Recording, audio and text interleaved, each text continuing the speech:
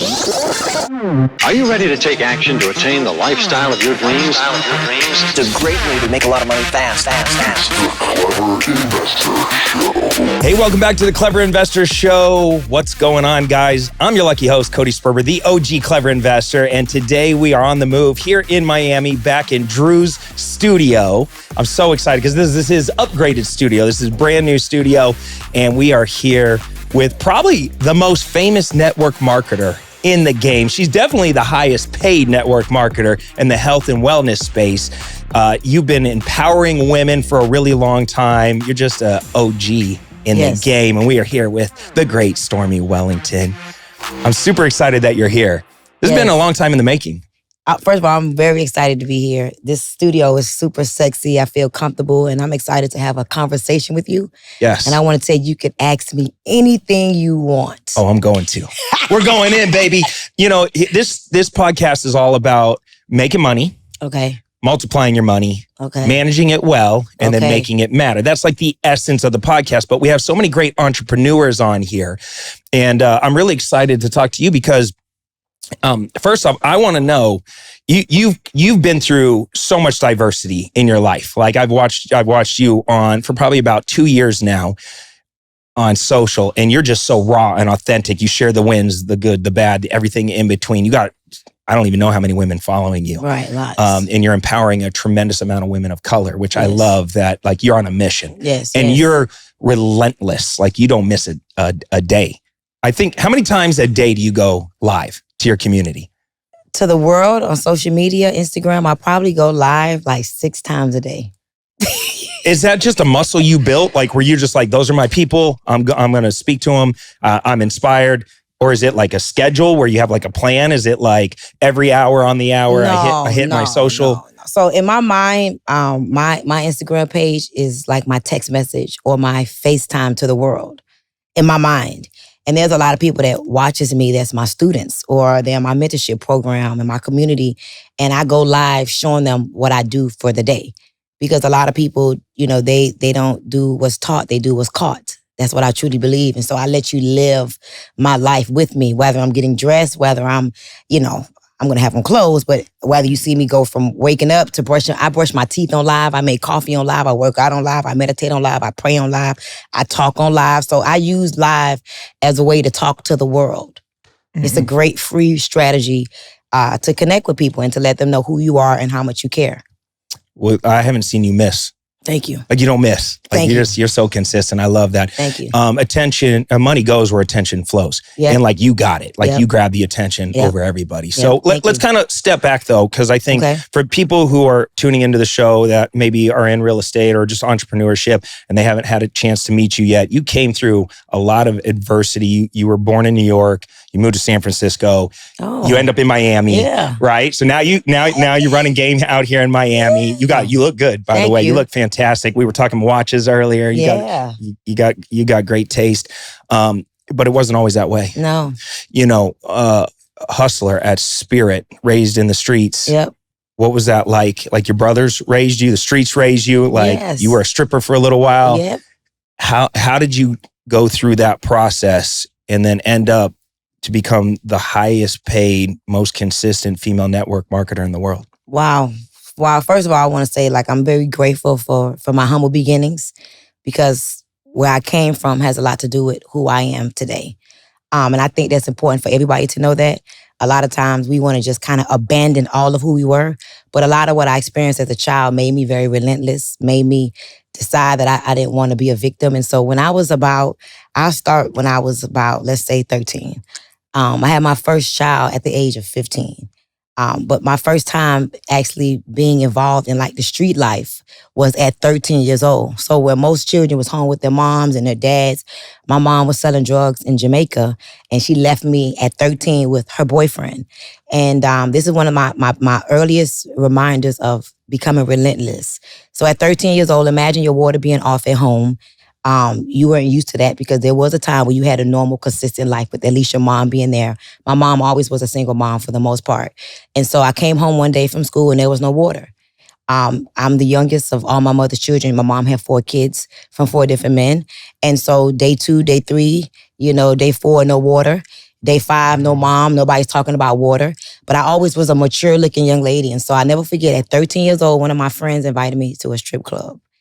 And I went to a strip club, and until this very day, I could tell you I had on a black suede skirt set, and I had a short cut, and I had on this white little tank top shirt. And I'm 13 years old, so I know you have children. Yeah. So imagine And your she's 12. 13-year-old baby in the strip club. Okay? Yeah. And so this man walks up to me and says, hey, if you lift up your skirt, I'll give you $600. And at first I felt humiliated. I felt disrespected. I felt disgusting. But when he walked off, I was like, damn, you stupid. You could have got that money. And I'm 13 years old and my mind triggered that thought. Like you could have got that money, put some groceries in the refrigerator and paid the water bill and turned the water back on. It was day 6. I had no water at home. And long story short, he came back by. He was like, you want them $600? And I'm like, yep, give it to me. He gave me $600. I lifted up my skirt and got $600 to pay my water bill and to put food on the table for me and my brother. And that's kind of when I realized that I could make money in the strip club. And it was because of my environment. A lot of my friends were strippers, little girls. So I'm from Miami. Like, I'm talking about Miami, where everybody sells drugs, strips, or does scams. There was no, even regulation or anybody watching the door? Or is it like, hey, they just look the other way? So you gotta remember, this Miami. I don't know where you from, but where I'm from, you can get anything you want as long as you got some money. So you can get a fake ID if you know the right person and you're in the right environment. You can get drugs at 10 years old. Like, you can get anything if you're in the streets. Why is Miami so wild? I think the world got a lot of wild places. It's just what zip code you live in. Yeah. So you probably didn't live in this side of the zip code we lived in, you know? All so that's my youngest reminder of when I had to figure things out. I could have felt victimized, and I don't even pity what I experienced. In my mind, my mom was doing the best she could with the wisdom and the knowledge she knew. So I'm in the strip club at 13 years old. I'm a mom at 15.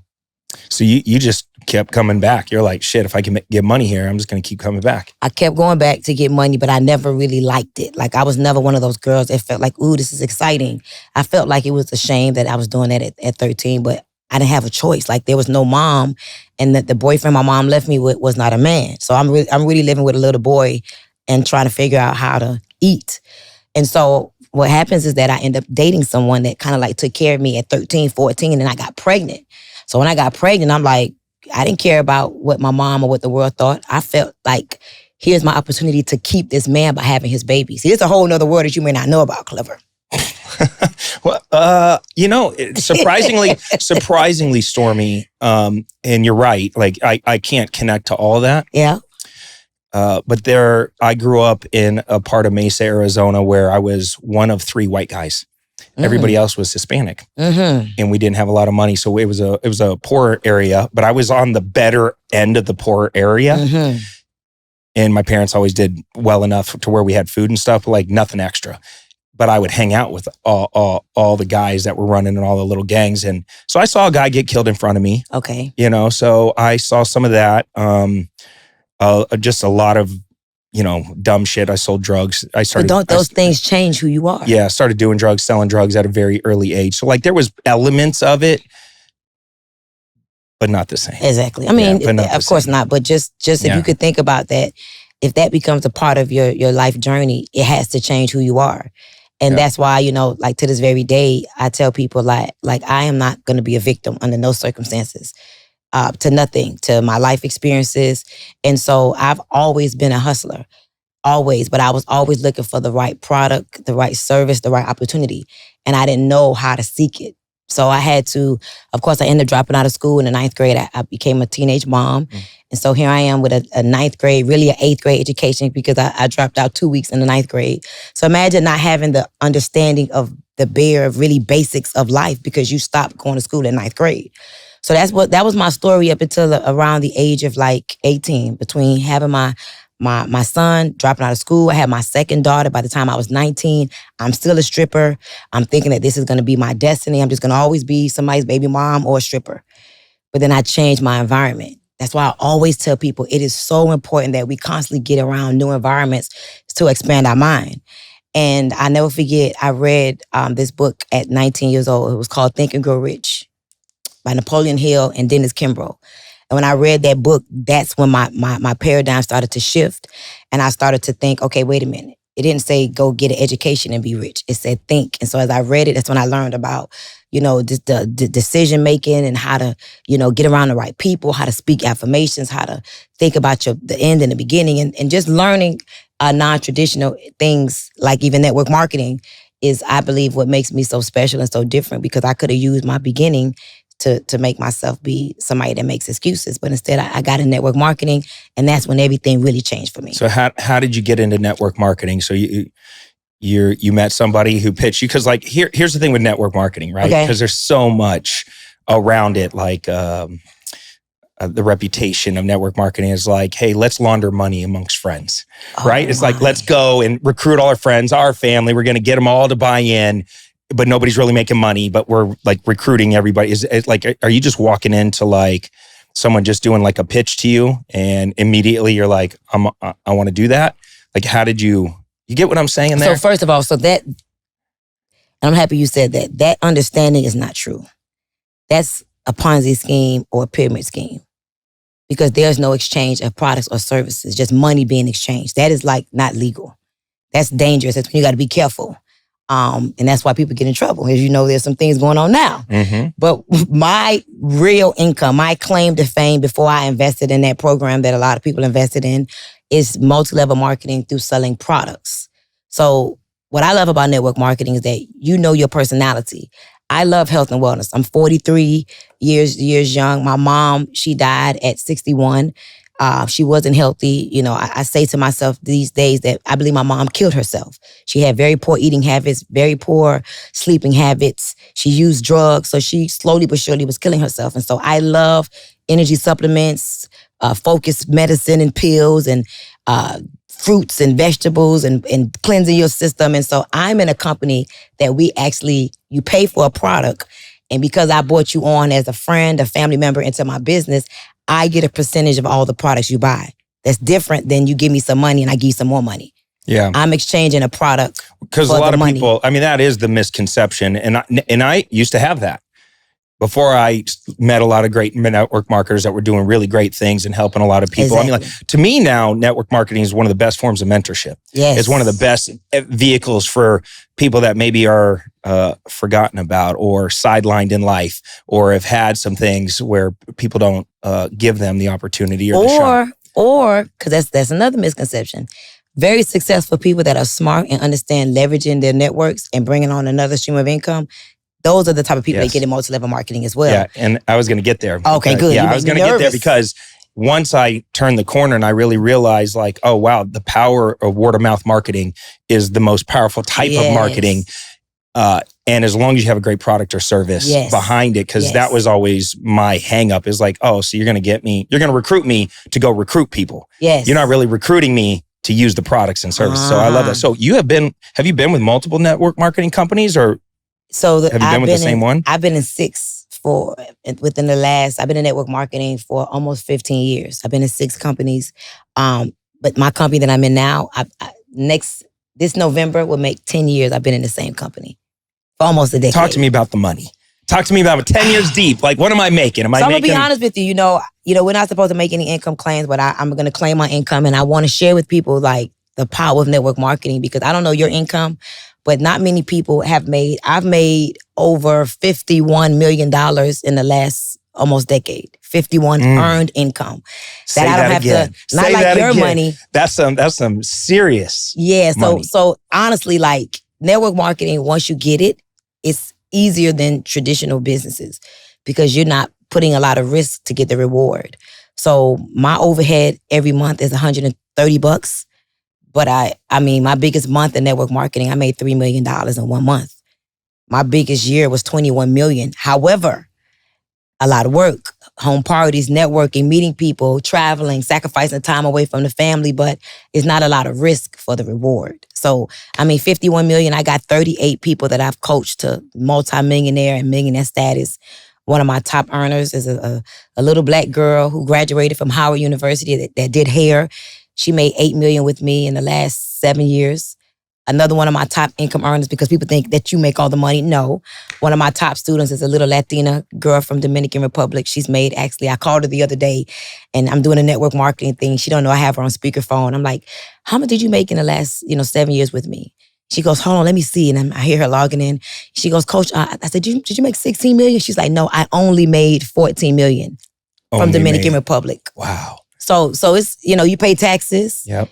You have to be a leader. You have to have consistency and you have to care about people and you have to, grow as a person and you have to sell products. And so network marketing is very much a very valuable business. I pay 7 figures a year in taxes. So people think it's not a real business, but no, I pay taxes too. So the Stormy that started, the way you thought about money, relationships, networking, business, strategy, systems, process, all of that. How has that changed over the years? Like, because obviously I can tell you put in a tremendous amount of personal development from reading that book to the person you are now, coaching all of these successful women through their process. Because entrepreneurship is very difficult. Mm-hmm. Even, I could hand you the greatest system in the world, but if you have mental blocks and not able to get out of your own way, you're not gonna be able to really leverage it. So what are some things along the way that maybe you can share with young network marketers and young entrepreneurs that really helped you kind of grow from a personal development standpoint? Yes. So my first book was, like I said, Think and Grow Rich. But I know Jim Rohn, I know Napoleon Hill, I know Les Brown, and the Eric Worreys and the Grant Cardones and the Codys of the world. And so I've always been into personal development. Once I got exposed to Think and Grow Rich, Tony Robbins, I've been a Tony Robbins Platinum Partner. I wake up every day and I'm going to learn something new every day. But before we get to 8 o'clock, I've learned something new every day. And so one thing that I've learned is that when you really don't understand business, when you hear words like scaling and systems, that will scare you away. Because that scared me away in the beginning. I did not start off in multi-level marketing as a business professional that understood business and all of that. No, I started off as a hustler. Somebody that said, okay, you give me this product and you need me to sell this product. And if I sell this product, I paid $75 for it or $50 for it, you're going to pay me double on that product. So I've really always been in retail. And so I would tell that starting entrepreneur or someone who doesn't understand entrepreneurship, that it's really about your hustle in the beginning. Like in the beginning, it starts off as a hustle, but as you elevate and you get around the right people and you grow, then you start to learn, okay, a system is something that saves yourself time, energy, and money. Oh, okay. So a system is something that not only I can do, but I can show you to do it too. So it's not about understanding really the depths to me of anything in the beginning. It's about, do you want change? Are you going to become the person that you need to become? Are you going to do what you got to do in order to have what you need and what you want in life? And so it's really about seeing the end in the beginning. I believe in mentorship wholeheartedly. I do. I think that especially in my culture and in the minority culture, whether that's Black or Latino, anybody that's not wealthy to me is a minority. You could be white too. Okay. But I believe that you need a mentor. Like the shortcut to success is really mentorship. And there's 3 things that I tell people. Either you pay your way into good relationships, you serve your way into good relationships, or you earn your way. And when you get to the top, you do all 3. And the top is anywhere different than where you once were. You can feel like you're at your top. I can feel like I'm at my top, long as it's different from when and where we once were. And so I think that when people understand that and you continue to get around the right people, and just for me, like failure or being normal or not having freedom is like not an option. Like it's not. And so, when I look at everything that's happened, even in the last 10 years, it was because I made a decision to become the person that I needed to become in order to live this life. So I tell people, like, don't worry about not having all of the skills in the beginning. It's the I will over the IQ that makes the big difference. That was a beautiful answer. Yes, thank you. That really was. That was thank great. You. Yeah. Thank you. Keep it simple in the beginning. Yeah. Yep. All right. So now you're starting to make some money. Obviously, you're I look at your life and I'm like, damn, she lives life full out. Like you got all the nicest stuff. How has your relationship with money changed as you started making it? And how do you think about spending money right now? Like, are you investing your money? I know you've made some investments with Grant Cardone. I actually got to hang out with you at Grant's office one day. Yep. I know you put a lot of money into that. I know you tried some other things that might not have worked that maybe we can unpack. But like, what was some of your first investments? What are some of the better things you've done? What are some of the not so good things that you've done with your money that you kind of look back now and you're like, oh, that was stupid? Yeah. Okay, so for me, like, and I know that, I don't know what your philosophy is on this, but like Grant doesn't believe in paying off your house, right? Me in particular, I believe in paying off my house. Like I'm that little black girl that every other year we were moving because my mom couldn't pay the mortgage.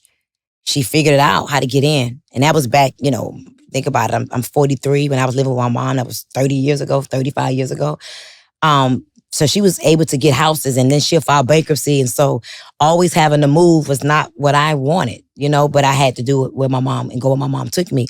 And so the very first thing that I did was I paid my house off. So my family and I, we don't ever have to worry about being homeless. And that's, to me, that's like the first thing that I did. The second thing that I did, of course, what most entrepreneurs should do is they should take care of their parents, So my mom is deceased. I took care of her up until she took her last breath. I held her hand up until she took her last breath. That was traumatizing for me. And so I made a lot of money in network marketing, but when I fell into a deep depression, I didn't know how to get myself back together. So I was broke for several years. And so one of my things that I don't tell people a lot about, and I don't even know what's making me say this today, but when I buried my mom, I didn't put her name on her tombstone. And I buried my mom in a mausoleum. And so imagine your mom is in the mausoleum with like a Jane Doe. So the first thing that I did with my money after I got that house, or before I got my house, I put her name on the mausoleum. And then I started to pay my dad. My dad's been on my payroll for almost 10 years. My dad doesn't work. He gets a new car every 2-3 years. He drives around big Range Rovers and he pays no bills. And I pay him to make sure I eat. He cooks and buys the groceries. And so to me, that's important. My kids, my son is now 27. My daughter is 23. They don't work for me, but my daughter does work for me. But my daughter owns her own company, so she understands business. My son owns his own company. He understands business. And that came from them watching me. And I invested in a lot of things with Tony Robbins. And so I brought my son with me for 2 years on that journey. So he was able to grow. So that to me was a very proud investment. And then one of the things that I did, and I talked about this with you earlier before we got on camera, I bought a lot of jewelry. As a black girl, we feel like royalty. I feel like I'm an empress, a goddess sometimes. So I love a lot of jewelry. Like this is light work. Like I'm bracelets up to here. I'm 3 necklaces. I'm big, earrings. So I invested in a lot of jewelry. And contrary to what many people think, like I bought watches for $200,000 that's worth $400,000 right now. I bought watches for $100,000 that's worth $150,000 right now. I bought jewelry that has the paperwork that was $100,000 for this diamond that I could sell for, $200,000. So that's not the best investment because I still pay for it every month with insurance, if you know what I mean. But I bought a lot of jewelry. And then I wanted something different because I realized that there's only so much bags and jewelry that you could buy. I bought a lot of bags.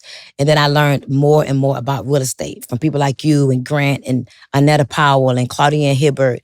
And I never forget wanting to be in real estate, but I don't like being a house manager or what do you call a landlord. Oh my God. You don't want to physically do the real estate, but you just want to invest in the real estate. I don't like the landlord thing. And so I tried that. Yeah. And it was a very bad experience for me. Like I forgot I had the houses. So I wasn't I got to do actually like something with this house. No, listen, I had people living in the houses and I would forget to collect the rent. And then my assistant would be like, I got an email about the tax. I'm like, taxes on what? Stormy, you making too much money. And she's like, you making house too you much own. money. I'm like, when you forget about your rent income, you making too much money. You know what I mean? Network marketing takes very good care of me. But I'm like, seriously, that's my story. Like I get a tax notice. I'm like, what is this? And she's like, some house you own. I'm like, oh crap, I haven't collected rent in a year. And so I realized that I didn't want to be a landlord. I want to be your tenant. No, I'm not doing that ever again. That's the sweet spot. That's like winning the lottery. No, I don't want to do that no more. So I got out of that. I sold those houses for dirt cheap. And then that's when I, met Grant and I was hearing about how I could invest in these buildings and just pretty much collect the passive income.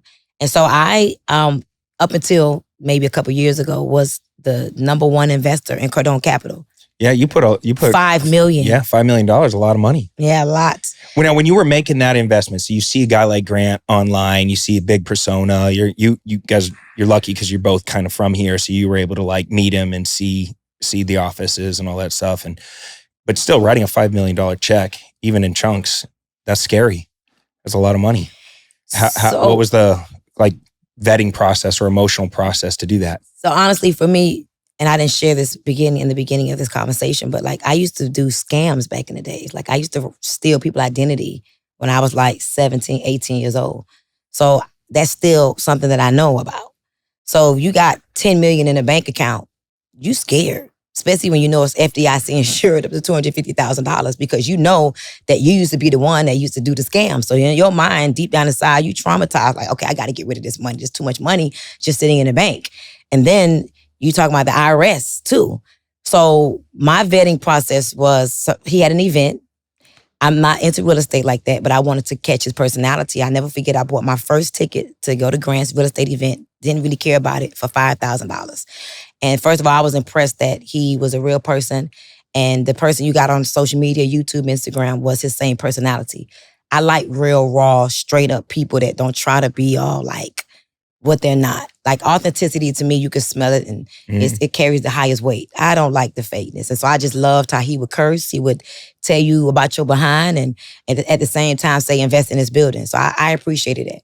But I also met Elena, then I met Brandon, and then I met Natalie because I wanted to know if this was as real as it appeared to be. And then I started to get on the calls and I got in his community and the people, and I started to talk to people as I would go to his events. And one person said, yeah, I invested $10,000 and I make this for the last few years. And one guy's like, I'm 21. So I started to believe. And I also know that they thought I was a joke too. I don't think that Grant really thought I was going to make the $5 million investment. And so I like when people think that I'm not going to do what I'm going to do. I don't think you're going to invest $5 million into my apartment.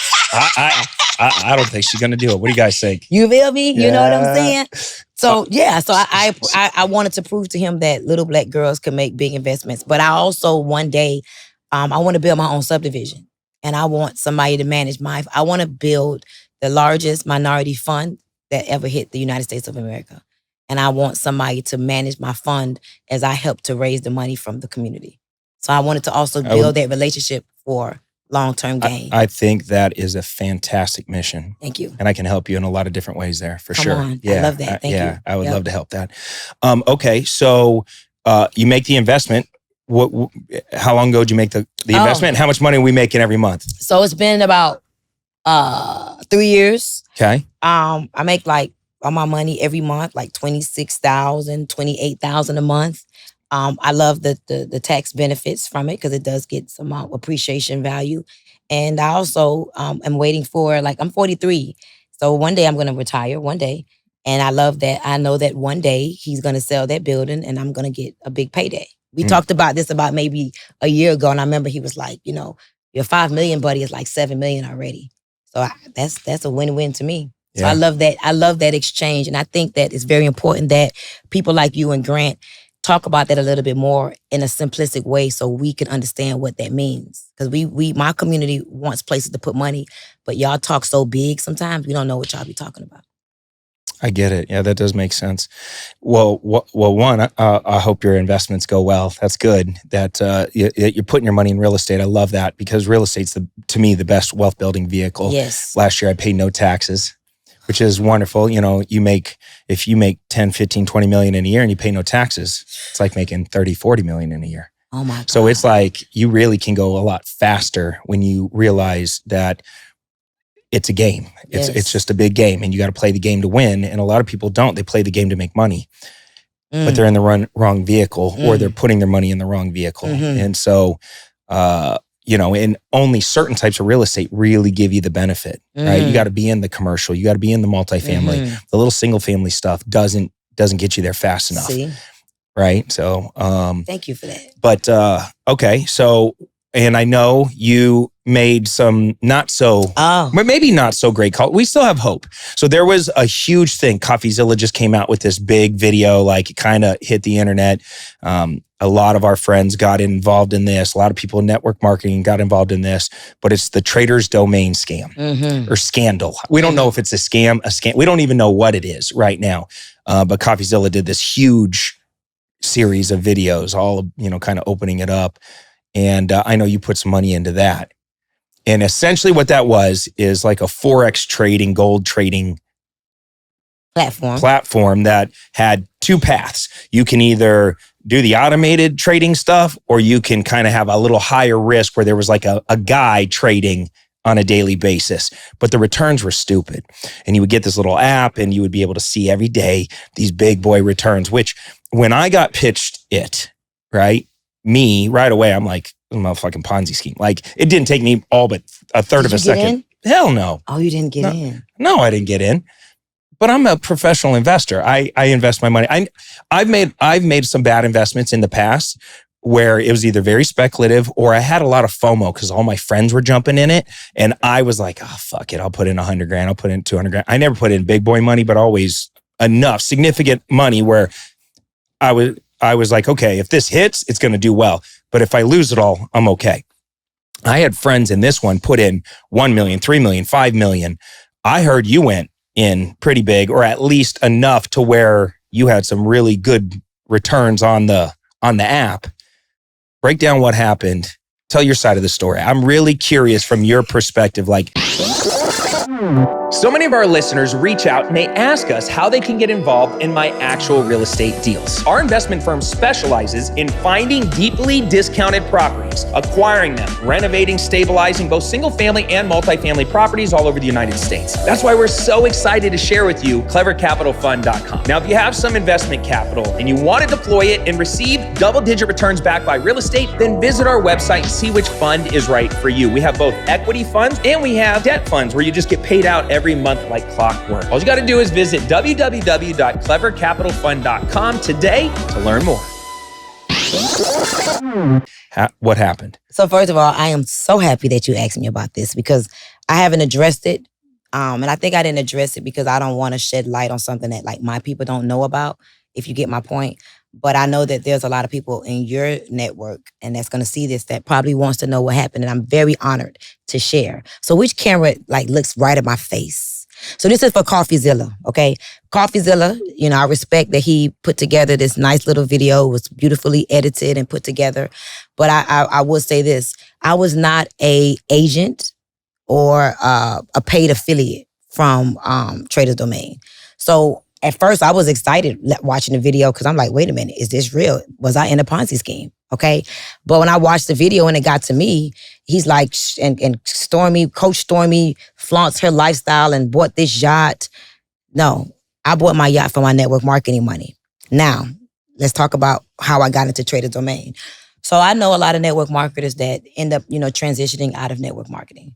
And there's one particular person that I respect tremendously. And I'm not going to say his name because I don't know how involved or what really is going on. So I'm not going to even say his name.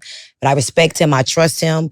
And it would be hard for me to believe that this particular person really knew that we wasn't going to legitimately get our money every month. Like, I'm just not believing that, even till this very day, even though they're selling it as he was like in the scam. I just don't believe it. And so when I first started, this was probably about 6 years ago. I was a part of Trader's Domain when it was called something else. I don't even remember. But I put in $250,000. And in like my first year, I think I made like $200,000 on that $250,000. So that, to me, that was quite impressive. And, you know, as a network marketer, bringing in a lot of cash flow and a lot of things are paid off, you're looking for investments. So I was happy. My money did better than sitting in the bank. And then one day I get a phone call like, hey, and I forgot the name of the company, is now going to this larger platform. You can invest $1 million. And if you're happy with the return that you got on the $250,000, just imagine what the return going to be on $1 million. And so I got this millions of dollars in the bank. I'm like, let's go. And so I invested $1 million. And I'm looking on the app. I'm going crazy. I'm excited like everybody else. That $1 million turned into like 1.5 million in like a month, maybe. Then it turned into like, I wasn't looking at it because I didn't care to manage it. I just was happy, you know, I monitor it. And maybe in like 2 years, that 1 million that I put in probably turned into maybe 3 million. No, I'm lying. That 1 million turned into like 30 million in 1 year. 30 million? On the app, it was 30 million. But hold on now, because I must, you know, I'm going to keep it 100. I pulled my initial 1 million. There was a time where, and this is true, there was a time where the money was coming like no problem. Like I pulled my 1 million. I know a lot of people that pulled out $1 million, $2 million. So I got my 3 million. initial investment back. However, my million, according to the app, I have 40 million there. But I pulled out my initial investment.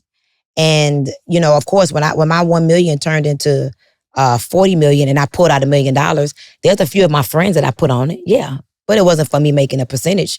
Thank God these are my real friends. They know that Stormy wasn't doing this for business.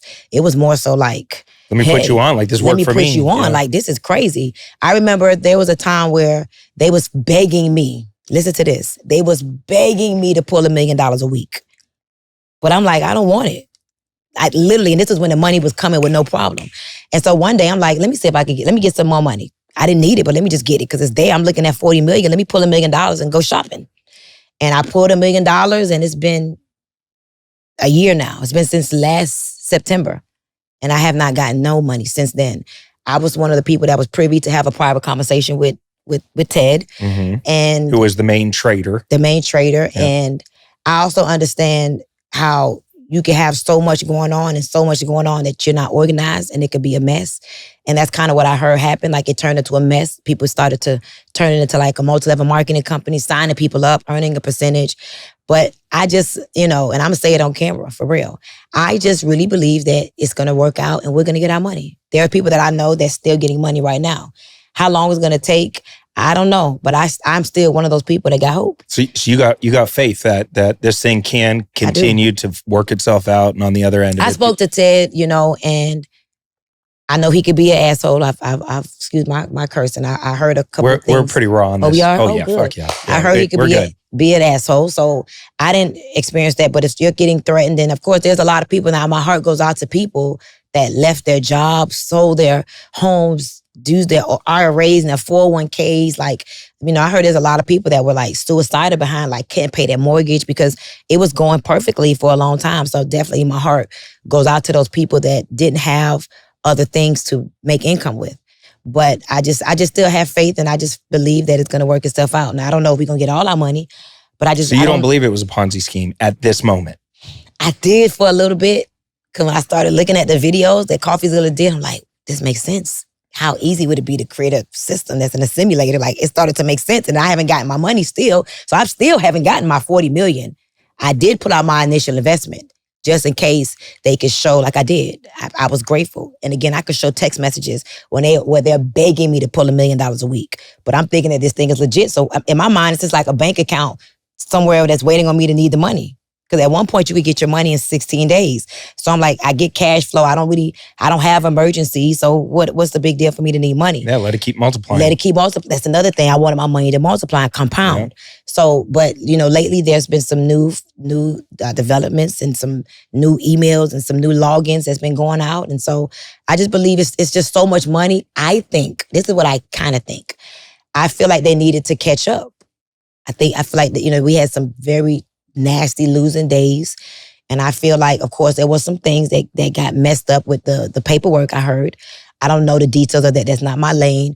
But I also know that if they stop paying and like not giving the money to people and they were able to trade your money, and these people are the traders that they are for the last 6 months, I think they needed the time to raise more money. You get what I'm saying? Not to have to pay people to compound to be able to pay people.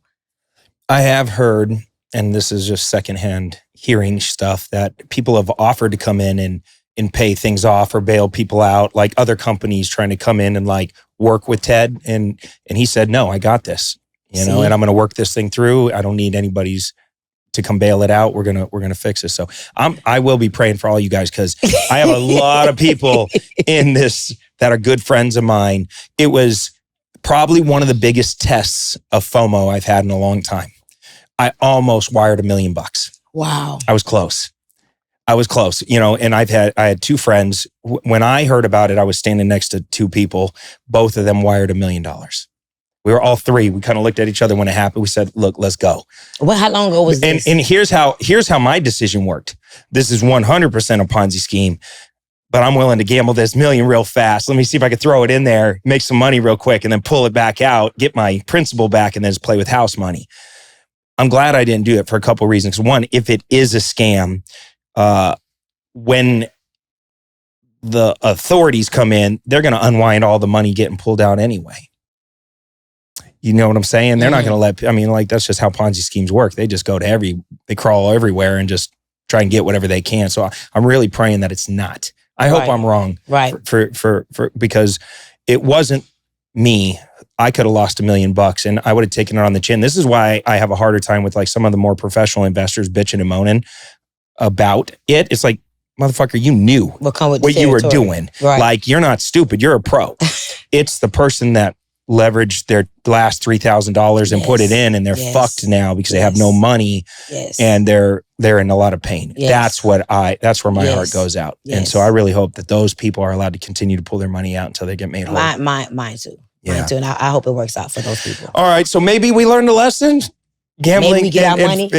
And other things. Maybe we get our money. Yeah. Well, but no, like let's be more strategic with how we're going to place our money, because you're making it so well right now. And I think the reason that you're doing such a great job is you're empowering so many women. Like, you're in a lane, right? You're empowering so many minority women, specifically minority women, to get into business, to make their first dollar and then scale their income. So what is it? Like, what's the mission right now, where you're at now? You're killing it. You're going live all these different times. You told me that you leave tomorrow to go to Africa. Like, where's Stormy's like vision for the next few years? So number one, my goal is to stay excited about network marketing. You know, network marketing has allowed me to create financial freedom for myself. You know, my daughter, for example, my daughter's biggest year at 21, in her entire life, this girl made $560,000 her first year as a network marketer. And so I was burned out for like the last 2 years. So a lot of people to this day would say, you know, who met me within the last 2 years, when I asked them what do they think I do, they're like, you're a life coach. No, I'm really a businesswoman that happens to be in multi-level marketing, and life coaching comes with the territory, because you got to help your people to stay excited. So number one, I want to stay with my pulse in network marketing. Like, that's my lane. Like, you know, real estate is your lane, and you're like, you know, network marketing as a Black woman, for me to have led the charge and to have, when I first got in my company, our biggest year was 10 million. By the time I got in and enrolled, like, I'm responsible for like, let's say 400,000 people in the company right now. I'm the top income earner. Your downline is 400,000? I'm probably, let's say 100,000 people active, but I'm the highest income earner in the company. We went from doing 10 million a year to we did 400 something million dollars our first year. And I know, like, I'm a major part of that. And a lot of people made a lot of money from that. So to stay... Do you ever want to own the network marketing company? Or are you just happy in your lane? So I feel like I own my company right now without being stressed out. Like, I'm not stressed out. My biggest stress is who's going to do the conference call tonight and what city am I going to go to next? I don't have to be in no corporate meetings. And so one day, of course, I feel like I will retire as someone that said that she owned a network marketing company, because to me, that's legendary. Legendary is buying an apartment complex for $100 and something million. That's like Cody's doing his thing, you know? So it's like, it's certain things that I want to do to feel legendary. So one day, and maybe my company owner will be smart and offer me a percentage of the company that I'm in now. But so my mission is to be one of the most impactful women that ever lived, while living a quality of life and doing whatever I want for myself and for others. Being able to do what I want when I want is like my thing. I don't ever want to do something that I don't want to do because I got to make some money. My goal is to also bring 100,000 new people, customers and distributors, people distributing the products into my company within the next 90 days. 100,000? 100,000 customers and distributors within the next 90 days. That's a pretty big goal. That is. How do you attack something like that? When you kind of are sitting there and you're like, you know what, I think I could do 100,000 new distributors in a couple months. How do you attack that? So first is my responsibility to be the leader, to be the example. You know, a lot of people, they try to count on other people, or they want to encourage and motivate other people. I lead first. So I lead from the front. So my personal goal is to enroll 100 people in 30 days. But I also believe that each person is really 10 people. So I believe in multiplication, you know, not just addition. So I like to move fast. So we do a lot of things like this, you know, whether you want to realize it or not, your audience is going to see this and they're going to love me. They're going to be like, who is that girl? So I'll start getting people from your audience, and people from my audience going to see you and like, hey, who's this guy?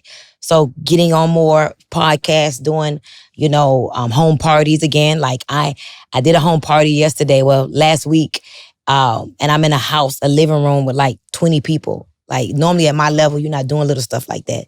But I have a lot of compassion. I believe that a part of my goal and my leadership example in this season is to never forget who I used to be. And the person I used to be is in the living room. She don't have a Rolls Royce yet. She don't have a Patek yet. You know, she's still trying to figure out how to make her next $100. And I am willing to go to get those people. I'm willing to travel and do the little things, do the dirty work, but to be the example too. So that's, to me, I'm proud to know that, Stormy, you still make multiple six figures a month, but you're willing to do the things that people at your level don't normally do. Yeah, that's good. And I just believe that God gonna give me the desires of my heart. The universe gonna conspire on my behalf to give me what I'm showing up to want. I love that. Switching gears to some personal stuff. I've been watching on social lately. You've been through quite a medical procedure. Yes. Like it's been fun because you've been so raw and authentic, just kind of like showing it all. You got some illegal butt injections back in the day. Yeah. So it's funny. It's funny that you're asking me this, because let me tell you what happened Saturday. It was so funny. So I go to one of my good friends' house that I met in network marketing. And he goes, let me see your butt. And I'm like, what? He's like, yeah, you showed everybody on Instagram. So I mean, hell, you might as well show me too. And I'm like, it's just a difference. And he's like, no, let me see. I want to see what it look like. And so listening to you is like, so let's talk about it. Let's talk about your butt, Let's talk Stormy. about your butt, Stormy. What's going on? It's actually becoming Instagram famous. So it's like, I got to bring it up. So first off, let's go back. How old were you when you were like, you know what? I'm gonna get the like most bootylicious booty in here. Yeah. And I know a guy down the corner, he's behind the Circle K. He's got these injections. I heard I could get a discount. Just throw a couple in there real quick. So let me tell you really, and I want to say this because somebody needs to hear this, and I'm gonna be honest with you, like, I don't care who judges me. I don't care what people think about me. Like, I think that's one of my superpowers. Like, I'm unfuckwithable, like, for real. But I will say this just to clear up some misconceptions that people have. When you're in a competitive world, it's like eat or be eaten, for real. And so imagine, and this is the story I want to share with you so you can get it, so you can have a visual. So imagine being a stripper, like you make money off of your body. Do your body look good? Can I fantasize over you? Can I think that you're my wife one day? And can I pay you to give me this fantasy? So imagine you go to work one day and everybody's paying you. And it's like, yeah, And then one day you go to work and your booty is the flattest booty in the building because all the girls, when they got these illegal butt injections. So literally, you go to work on a Thursday, everything is fine. And then Friday night, all the girls getting all the money and nobody wants to dance you. And you're like, what is going on? You never heard of butt injections. It's like something that just came out of nowhere. And so the truth is, all the girls were super fine. And I'm standing there like, what is going on? And so the buzz started to go around that, hey, is these butt shots, this medical grade silicone that so-and-so around the street at the Circle K can come to your house and do it. And I'm like, I don't give a damn what it is. I'm never doing that. I'm never, week 2, week 3, I'm broke, my checks. I can't take care of my kids. Like, I'm going to work. It's like you got to pay to be a dancer. So you pay tip out.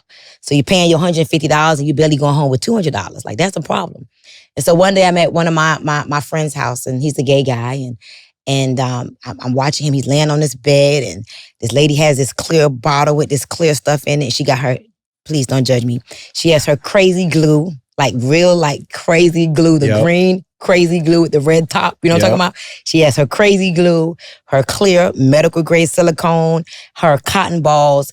And I'm literally sitting there and I watch her take the syringe, pull out the medical grade silicone, and I watch my little gay friend butt go from pancake flat, like kind of flat, to like big. I watched this happen. I watched her put the cotton balls, and he didn't cringe or flinch or act like it was no problem. And he got off that bed fine. And I'm like, oh, that's all you got to do, And he, she told him, hey, go take a bubble bath in about 2 hours, and it's going to soak off, and you could go do your business. You back to life. I'm like, wait a minute, no downtime. I just got to pay. I think I paid like $500 or something, $1,000. Each cheek was a couple of shots. And it's so crazy. $500 a cheek. You feel me? Yeah. So you literally. I did it. I was 23 years old though. No, it was 23 years ago. Yeah. I did it. My daughter, I know the time because my daughter was just born and she's 23. So it was 23 years ago. And so I did it. So wait, are you like rolling in the next day to the strip club just like, I went to work the next day and I was getting all the money. So it was beautiful. Everything was perfect for like 10 years. No side effects initially, none of that? In like 2 weeks, I had a little infection and I didn't want to go to the hospital because I was embarrassed. I was like, how do I go to the hospital and tell the doctors I did this? So I did my own homemade remedy and it fixed right back up. And it's funny telling you this story. And I went to work and everything was fine. And like 10 years later is when I started to have some problems. It started to like get deformed and all kind of, I didn't have pain. And it was just not something that I was proud of. It was not aesthetically pleasing. You could feel the lumps. So in relationships, you got some insecurities. I don't believe insecurities can ruin a lot of things. And so I've been looking for a doctor for a long time. A lot of doctors would turn me away and they'll say, don't do it because it's dangerous. And it is. Removing, like I could have died. People don't realize like it's a blessing that I'm alive for real. Because it's a very serious procedure. They cut off like 3 pounds, like 3.5, a pound and a half from each butt cheek. Yeah. And they literally tested the foreign object. It's considered a foreign object. And it was like mineral oil. So it wasn't medical grade silicone. You know, you got people that have injected fix-a-flat into people's butts. Like it's really a serious thing that definitely a lot of Black and Latino women have done. And so for me to get it removed, it's like, I feel like a part of my soul came alive. I feel like a whole new person. My butt works like normal now. I worked out for the second time today. I'm excited about it. And now it's been 3 months and I'm healing very well. And I'm grateful that I was able to do the procedure. It was very serious though. I'm like, just like picturing this underground market of like them just like getting like whatever they can, like fix a flat shit and yeah, it's true. throwing it in there. Whatever they can put in there. Yeah, that's wild. Well, thank you for sharing that. But now you're happy. I'm very You're feeling happy. good. You're back to working out. And the thing I think I respect the most about it all is that you shared it as you went through this journey, because there's a lot of people that have either considered doing it or have done it, and now they got to go through something similar, right? Yeah, and you know, for me to tell everybody about it, the number one reason really was because my goal is to not have like a big ego. Egos causes a lot of problems for a lot of people. And so my goal is to not really care about what people think. And I also know that there's a lot of people that's going to have the procedure. And like if you don't go to the right doctor, you could be deformed. And it's not beautiful. It's not a pretty thing. It's not like a liposuction. It's just like cutting away at your butt.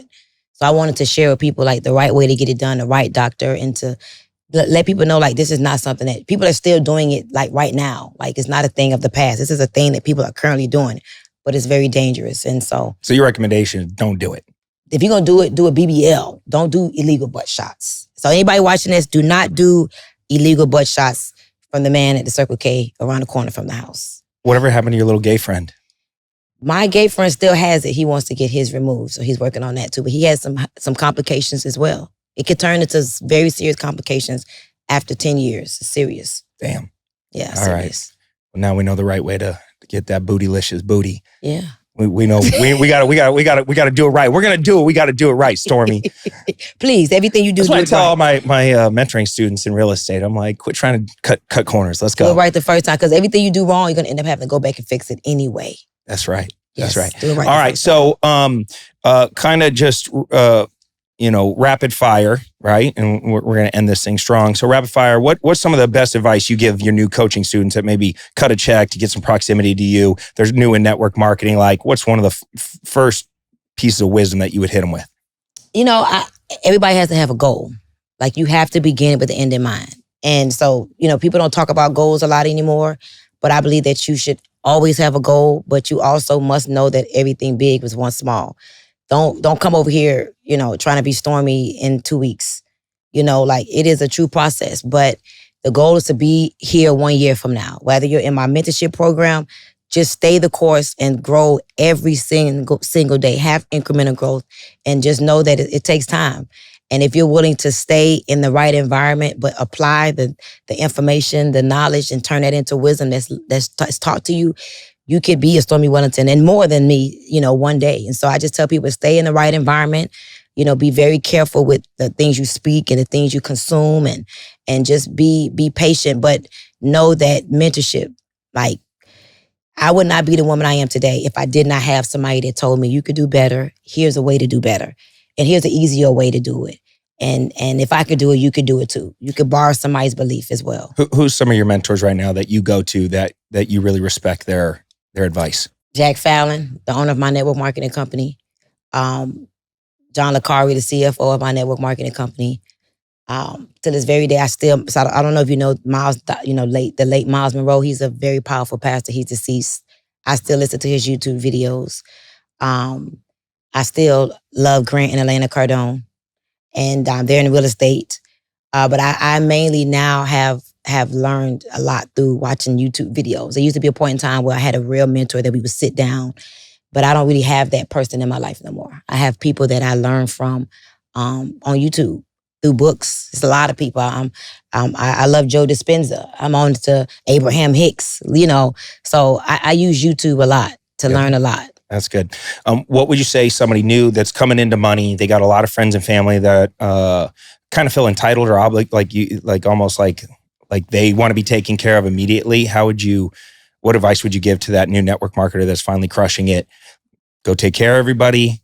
Keep your, a lot of people eliminate the negativity in their circles, and they have to go through this process of hey, it's not my responsibility to take care of every single person in my world. How do you think about that, and what advice would you give somebody that's really starting to pop off in network marketing? You got to be careful because easy. Sometimes it can seem like easy come, easy go, and people do have a strong sense of entitlement, especially when you're coming into some new money, and especially when you believe that residual income is going to continue and it's never going to stop. I remember when I was making $3 million a month. I'm not making $3 million a month anymore. So to me, you have to be careful with the people that you give your money to, because I also believe that money has an energy. You give your money to the wrong person and it could disappear. And so you can't keep giving money to people that don't earn it. It's something my dad taught me when I was probably 9 years old, and it changed my life as a kid, and I use this to this very day. Money is to be earned. Money is an exchange of goods and or services. So if you're not exchanging goods or services with me, why should I give you some money? I'll take care of my dad. I'll take care of my mom, but she's deceased. I'll take care of my son. He's only 9. But even my kids, that's 23 and 27. No, we all have to work for what we want. We have to find ways to earn it, whether it's through real estate, network marketing, traditional business. You shouldn't want nobody to continue giving you anything, because that puts limitations on you. So as a network marketer, I think that you should, number one, always invest in mentorship. Always. If I had a person in my company that was doing better than me, I would invest in that person's mentorship too. But I'm the one in my company doing the best. So I listen to the owner of the company, because one day I want to be the owner. So, invest wisely, because it could go away. And I think that's even what's happening right now in the world.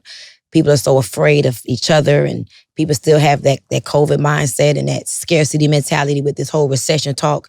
We have to make sure that money is being multiplied, or it's going out and coming back with some type of ROI. Always. What's the biggest mistake network marketers make? The biggest mistake, getting comfortable, I think. And I'm talking about successful network marketers. When you start making money, you tend to think it's going to keep coming in. And I could tell you, I had got comfortable. And the beautiful thing about me is that I could go back and get back the energy, because I'm Stormy, but not everybody has that. But regular network marketers, moving too slow. Money loves speed. Don't be an ask hole. Just go. You know what I mean? Don't try to know everything. And that's why in the beginning, what I love about network marketing, you don't have to have a system for real. Network marketers like to talk about this is a system, but you know what my system was? Looking at my bank account, seeing how negative it was, and wanting to put some food on the table for my kids. And I was told that I could sell this product and make $20. That was my system. I didn't have this internet system that click this and watch this. No, it was, let me talk to you. You want to lose 5 pounds? Okay, I got something for you. You want to try it? Boom. It was the hustle. That was the system in the beginning. So don't try to learn everything. As a business owner, there's a lot of things that you're going to make mistakes at. But that's why being, relentless and having mentors and seeing the end in the beginning is going to help you to continue on regardless of what happens in the middle of getting to that next level. You can go back to your 12, 13-year-old self and give her some advice. What would you tell her? Keep going and keep growing. That's it. You got to grow. No matter what, That's the number one thing I see with people. You got to keep growing. I grow every day. I read something every day. I listen to audios every day. Every day. It's not a day that goes by that I don't learn something new. Every day. So I think that you got to keep going, but you got to keep growing. Don't just go and not grow. I love that. You said a couple of things there towards the end that I think are extremely important, especially in the business world. So many people are so slow to make decisions, so slow to take a step forward, so slow to make the call or to cut something off. They're just slow. Yep. And you got to go fast. You said money loves speed. Money loves speed. I love that. And I love that you got to grow every single day. So that was great advice. Yes. I'm glad that we were able to get some of your time. Why are you going to Africa? My family lives there. It's a very spiritual place. It's the roots. And I'm going, I'm bringing my daughter, and my goal is to get back grounded. You know, I have an event every year called The Awakening. It's my 10th one. At least 19 women come to The Awakening suicidal. And so The Awakening means the art of suddenly becoming aware of something. A lot of us don't know what we don't know, but we think we know. So I don't know what I don't know, but I'm going to find out when I get to Africa. Whatever it is, who knows? Well, I have no doubt, knowing you, that you're going to come back strong, even more powerful than you already are. So I'm excited to meet that version of Stormy as well. Thank you for coming on the Clever Investor Show. How do people get a hold of you? And if they want to get involved in your network marketing business or just get coached or be around you, what's the best path for them? I still love Instagram. You go to Instagram, I'm Coach Stormy with the Y on Instagram, or StormyWellington.com. You can find me either two places. You going to get into some real estate deals with me? You know what? I want to, but I let me just tell you my whole goal. My goal is not just to give money this season around.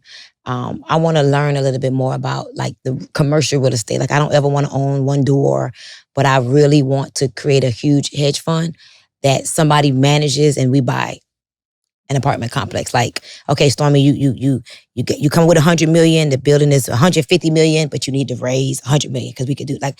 I really want to do that, but I want to do it at returns that is exciting and enticing. I'm going to introduce you to one of our previous guests, my multifamily mentor and one of my favorite people. You might have already met her.